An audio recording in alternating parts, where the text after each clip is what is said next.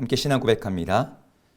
전능하사 천지를 만드신 하나님 아버지를 내가 믿사오며 그 외아들 우리 주 예수 그리스도를 믿사오니 이는 성령으로 잉태하사 동정녀 마리아에게 나시고 본디오 빌라도에게 고난을 받으사 십자가에 못 박혀 죽으시고 장사한 지 사흘 만에 죽은 자 가운데서 다시 살아나시며 하늘에 오르사 전능하신 하나님 우편에 앉아 계시다가 저리로서 산 자와 죽은 자를 심판하러 오시리라. 성령을 믿사오며 거룩한 공예와 성도가 서로 교통하는 것과 죄를 사하여 주시는 것과 몸이 다시 사는 것과 영원히 사는 것을 믿사옵나이다. 아멘.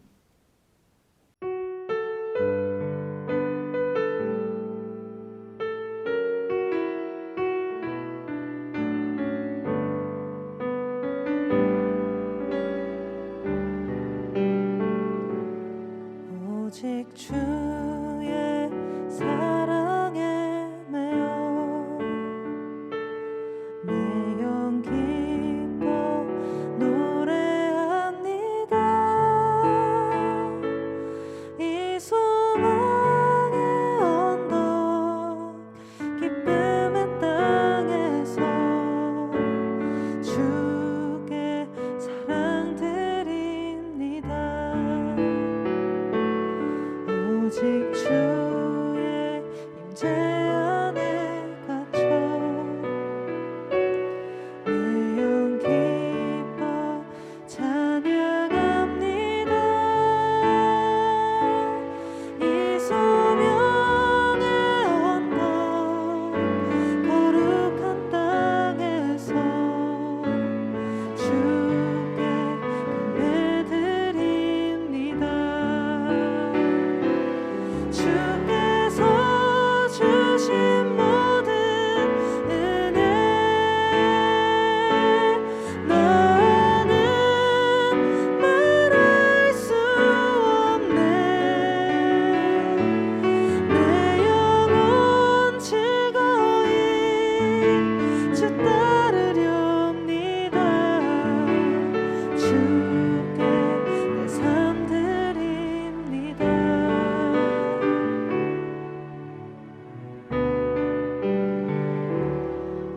오직 주의 사랑에 매여 내 영 기뻐 노래합니다. 이 소망의 언덕 기쁨의 땅에서 주께 사랑 드립니다. 오직 주의 임재 안에 갇혀 내 영 기뻐 찬양합니다. 이 소명의 언덕 거룩한 땅에서 주께 예배드립니다. 주께서 주신 모든 은혜 나는 말할 수 없네. 내 영혼 즐거이 주 따르렵니다. 주께 내 삶 드립니다.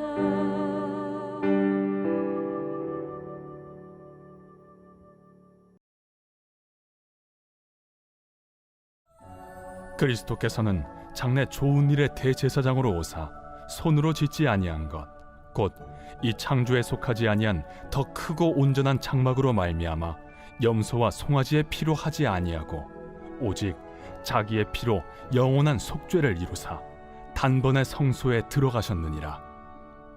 염소와 황소의 피와 및 암송아지의 죄를 부정한 자에게 뿌려 그 육체를 정결하게 하여 거룩하게 하거든. 하물며 영원하신 성령으로 말미암아 흠없는 자기를 하나님께 드린 그리스도의 피가 어찌 너희 양심을 죽은 행실에서 깨끗하게 하고 살아계신 하나님을 섬기게 하지 못하겠느냐? 이로 말미암아 그는 새 언약의 중보자시니 이는 첫 언약 때에 범한 죄에서 속량하려고 죽으사 부르심을 입은 자로 하여금 영원한 기업의 약속을 얻게 하려 하심이라. 유언은 유언한 자가 죽어야 되나니 유언은 그 사람이 죽은 후에야 유효한즉 유언한 자가 살아있는 동안에는 효력이 없느니라. 이러므로 첫 언약도 피 없이 세운 것이 아니니 모세가 율법대로 모든 계명을 온 백성에게 말한 후에 송아지와 염소의 피 및 물과 붉은 양털과 우슬초를 취하여 그 두루마리와 온 백성에게 뿌리며 이르되 이는 하나님이 너희에게 명하신 언약의 피라. 또한 이와 같이 피를 장막과 섬기는 일에 쓰는 모든 그릇에 뿌렸느니라. 율법을 따라 거의 모든 물건이 피로써 정결하게 되나니 피 흘림이 없은즉 사함이 없느니라. 안녕하세요. 오늘도 말씀과 함께 하루를 시작하신 여러분들을 주의 이름으로 축복합니다. 오늘은 어제에 이어서 히브리서 9장을 계속해서 함께 보고자 합니다. 어제 본문에서는 시내산에서 주어진 율법의 언약에 속한 제사제도의 한계가 언급이 되었습니다. 구약의 제사제도에는 그 희생제물의 피와 제사의 의식을 통해서 속죄의 과정이 진행되지만, 그래서 하나님 앞에서 죄사함을 받는 통로가 되었지만 그것이 제사를 드리는 사람의 양심까지는 온전하게 하지 못함을 지적했습니다. 히브리서 저자의 표현대로 그것은 육체의 예법일 뿐이었습니다. 그런 제사로는 하나님 앞에는커녕 지성소에도 1년에 한 차례밖에 들어갈 수 없을 따름이었죠. 그런데 예수 그리스도께서 행하시는 제사는 구약의 제사와는 차원이 다른 완전한 제사임을 오늘 계속해서 설명하고 있어요. 예수님의 제사는 소, 양, 염소, 비둘기를 통해서 그들의 피를 흘림을 통해서 드리는 것이 아니라 예수 그리스도 하나님의 아들께서 직접 자신의 피를 흘리심으로 드리는 제사였습니다. 희생 제물의 제사는 1년 혹은 특정 죄에 대한 대속의 효과만을 기대할 수 있지만 예수 그리스도의 피는 영원한 속죄를 이루시는 것이었어요. 그래서 구약 시대에는 하나님 앞에 나아갈 때 지성소까지 성소까지 두려움과 떨림 가운데 들어갔지만 예수 그리스도는 이 땅의 성소를 넘어 하늘의 성소, 하나님의 진짜 보좌 앞까지 담대함을 가지고 나아갈 수 있게 되는 것이었죠. 더 나아가서 가장 큰 차이는 구약의 희생 제물 가지고 드리는 그 제사는 육체의 예법에 불과해서 그냥 몸과 어떤 그 의식적인 정결함만 제공할 뿐이었지만 예수 그리스도의 속죄의 제사는 그 양심까지, 그 마음까지도 깨끗하게 하는 힘을 가지고 있음을 말하고 있습니다. 그리스도의 피가 우리의 양심을 죽은 행실에서 깨끗하게 하여 살아계신 하나님을 섬기게 한다라고 히브리서 오늘 본문 9장 14절이 말하고 있죠. 양심을 깨끗하여 살아계신 하나님을 섬기는 새로운 삶을 가능하게 하는 이 예수 그리스도의 속죄의 제사의 능력. 오늘 15절은 그것을 이렇게 말합니다. 이로 말미암아 그는 새 언약의 중보자시니 이는 첫 언약 때에 범한 죄에서 속량하려고 죽으사 부르심을 입은 자로 하여금 영원한 기업의 약속을 얻게 하려 하심이라. 이 구절에 대해서 유진 피터슨 목사님이 메시지 성경에서 이렇게 번역을 해놨습니다.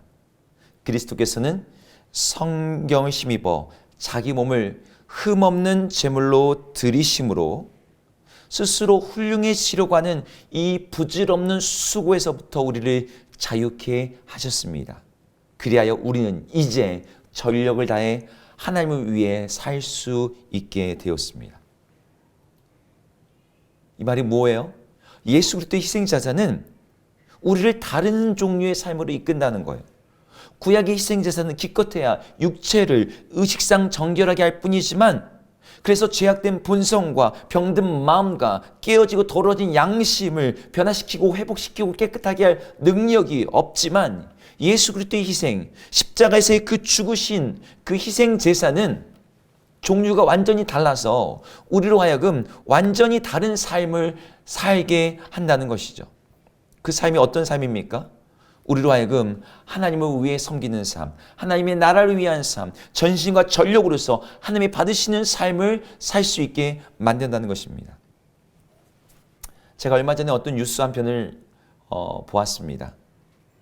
우리나라에서 많이 관광을 가는 태국이라는 나라에서 마약성, 향정신성 그런 물질인 대마초를 이제 합법화했다는 그런 소식이었어요. 근데 외국 출신의 한 분이 이제 우리나라에 와서 이렇게 살면서 이제 대한민국 뭐 국민처럼 이렇게 생활을 하는데 그분이 하는 이야기를 듣게 됐습니다. 자기가 이제 처음에 대한민국에 들어왔을 때 신기했던 게 뭐냐면 우리나라에서는 마약 냄새, 대마초 냄새가 안 나는 게 너무 신기했대요. 마약에 대해서 엄정한 금지를 하고 있는 이 나라다 보니까 이것들 우리나라에서는 팔지도 못하고 재배하지도 못하죠. 그런데 자기가 원래 살던 그 나라에서는 이 대마초에 대해서 많이 허용되어 있어서 대마초를 직접 판매하진 않지만 그걸 피우는 것에 대한 자유가 있었다고 합니다. 자기 친구들 중에 대마초를 피우는 친구들이 있는데 그 친구들은 이제 어디에 가서든 대마초를 자유롭게 피우는 거죠. 그래서 이제 한국에 와서 문화적인 차이와 충격이 무엇이었냐면 이 나라에서는 뭘 이걸 이렇게까지 엄중하게 할까 이런 생각을 했답니다. 그런데 시간이 지나고 나니까 마음이 달라진 것을 생각이 달라졌다는 거예요. 자기 친구들은 어디를 가든 여행을 가든 파티를 가든 놀러 가든 무엇을 하든 간에 근처에 그 마약 판매상들이 어디 있는지를 검색한대요. 마약이 없이는 대마초가 없이는 여행도 파티도 그 무엇도 즐겁지 않고 재미를 느끼지 못한다는 거예요. 대마초와 마약을 하는 게 처음엔 자유인 것처럼 보여요. 그것이 유익한 것처럼 보여요. 그것을 합법화하는 것이 여러 가지 많은 효과적으로 좋은 것처럼 느끼지만 이분이 경험적으로 비교해 본 결과 내린 결론이 이거예요. 그것을 금지하는 것이 훨씬 더 좋은 일이다. 왜? 마약을 하는 것이 자유처럼 느껴지지만 마약을 하게 되면 더 이상 그 사람에게는 자유가 없다는 거예요. 마약에 중독됨으로 말미암아. 마약 없이는 살 수 없는 노예의 삶이 시작된다는 것이죠. 마약에 노출되어 마약으로 자기의 몸과 신체와 정신과 건강이 가족들과 관계들과 자기의 재정과 모든 것들이 다 파괴되고 망가지고 있음에도 불구하고 그 마약이 없이는 즐거움도 재미도 삶의 의미도 찾지 못한 사람들에게 마약이 무슨 자유를 줄 수 있다라고 말합니까? 마약은 노예의 삶밖에 주지 못해요. 구약의 세상은 그런 노예의 삶을 살고 있는 죄인된 인간들에게 일종의 응급실 처치와 같은 것이죠. 죄로 말미암아 멸망이 확정된 이들에게 잠깐의 일시적인 응급처치를 해서 마약 중독 치사량까지 가는 사람들에게 몸의 독소를 잠깐 빼주고 의식이 돌아올 정도의 어떤 치료만 해주는 것이죠. 하지만 그 응급실 처치가 마약을 원하는 마음, 마약에 중독되어서 변화되어 버린 완전히 그 마약에 쩔어서 정상적인 건강한 삶을 살 수 없는 그 이들의 몸을 회복시키진 못해요. 구약의 율법과 희생제도가 그렇습니다. 그러나 예수 그리스도의 희생제사는 그렇지 않다는 거예요. 차원이 다르다는 거예요. 우리의 마음을, 우리의 양심을, 우리의 정신을, 우리의 삶을 바꿔놓는 능력이 있다는 것입니다. 죄와 사망의 노예가 되어 스스로 멸망의 길을 가면서도 죄악에 중독되어서 거기에서 즐거움과 인생의 모든 의미를 찾는 그 멸망의 길 안에서 다른 길의 방법을 찾지 못하던 이들에게 예수 그리스도께서는 자유함을 주셔서 하나님 나라를 위한 삶, 하나님의 영광을 위한 그 영광스러운 다른 종류의 삶을 가능하게 하신다는 것이죠. 완전한 치유의 방법이 있는데, 온전한 회복과 건강한 삶을 살 길이 있는데 그저 응급실에서 죽지만 않으면 되는, 살아 있어도 사는 것이 아닌 좀비 같은 삶을 사는 것, 그것이 괜찮은 것인 양 가는 것은 어리석은 선택인 것입니다. 오늘 히브리서 저자가 말하는 건 바로 이거예요. 예수 그리스도가 아닌 다른 곳에서 우리의 마음의 변화와 우리 인생의 행복과 우리 삶의 자유를 얻고자 하는 것은 거짓이다. 그것이 잠깐 유익이 되는 것처럼 보일지라도 그것은 우리에게 하나님을 위한 영광스러운 삶, 온전한 삶을 줄 수는 없다. 우리에게 자유와 행복과 변화를 주지 못하는 구약의 희생제사가 아니라 우리를 온전하게 하시고 우리에게 참 자유를 주시고 우리에게 행복을 주시는 그 예수 그리스도를 붙들라. 그분 안에서, 그분의 십자가 사건 안에서, 그분이 우리를 위해서 치르신 그 대속의 속죄의 제사를 의지하여 하나님 안에서 참 자유와 복을 누리라고 하는 이 초대를 바로 지금 우리들도 온전히 믿음으로 받아들여서 그분 안에서 참 자유와 복을 누리시기를 주의 이름으로 축복합니다. 기도하겠습니다. 하나님, 예수 그리스도의 희생제사의 그 능력을 우린 여전히 온전히 경험하지 못하고 있는지 모르겠습니다. 구약의 율법의 제도나 예수 그리스도의 십자가 사건이 그저 형식의 차이만 있다고 느끼는 그런 성도들이 우리 가운데 있다면 하나님, 예수 그리스도의 복음이 갖는 그 놀라운 능력을, 그 복음이 우리에게 주는 놀라운 자유를, 그 복음이 우리에게 준 그 놀라운 새로운 삶을 경험적으로 알게 하여 주옵소서. 예수의 이름으로 기도드립니다. 아멘. 함께 주기도문 하시겠습니다. 하늘에 계신 우리 아버지여, 이름이 거룩히 여김을 받으시오며 나라 임하옵시며 뜻이 하늘에서 이룬 것 같이 땅에서도 이루어지이다. 오늘 우리에게 일용할 양식을 주옵시고 우리가 우리에게 죄 지은 자를 사하여 준 것 같이 우리 죄를 사하여 주옵시고 우리를 시험에 들게 하지 마옵시고 다만 악에서 구하옵소서. 대개 나라와 권세와 영광이 아버지께 영원히 있사옵나이다. 아멘.